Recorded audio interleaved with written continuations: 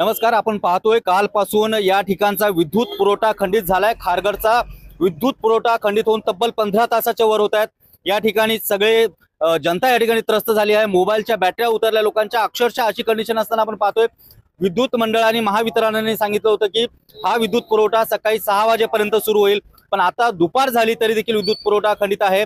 Generators या ठिकाणी बंद व्हायला लागल्यात, लिफ्ट बंद होऊ शकतात, लिफ्टमध्ये कोणी अडकू शकतं, जीवितहानी होऊ शकते। अशा ठिकाणी महावितरणाचा हा जो कारभार पाहतोय आपण, कारण या ठिकाणी आपण पाहतोय की सकाळची वेळ दिल्यानंतर आता दुपार झाली आहे।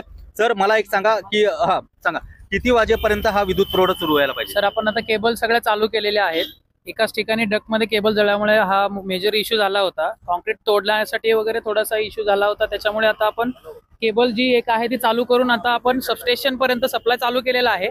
इथं फक्त आपलं मॉइश्चरसाठी फक्त क्लिनिंग आणि हिटिंग करून 1 बाय 1 आपण पूर्ण लोड चालू करतोय। हाफ एन आवर मध्ये आपला पूर्ण लोड चालू होईल। बरं, आता जे जनरेटर्स चालू आहेत, लिफ्ट चालू आहेत, ते देखील बंद होण्याच्या मार्गावरती लागलेत, कारण बराच वेळ हे चालू आहे। तर काय सांगाल, अशी जीवितहानी झाली तर त्याला जबाबदार कोण? हार्डली सर अर्ध्या तासामध्ये आपला सप्लाय पूर्ण चालू होईल।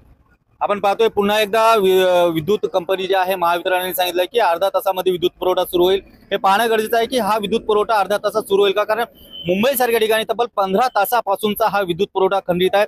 त्यामुळे सगळे जे या ठिकाणी व्यवहार आहेत ठप्प झाले आहेत।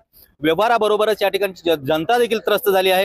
हे पाहणं गरजेचं आहे की कधीपर्यंत हे विद्युत पुरवठा सुरळीत होईल आणि या ठिकाणची जी जनता आहे, जी त्रस्त जनता आहे, त्यांना यातून सुटका मिळेल का।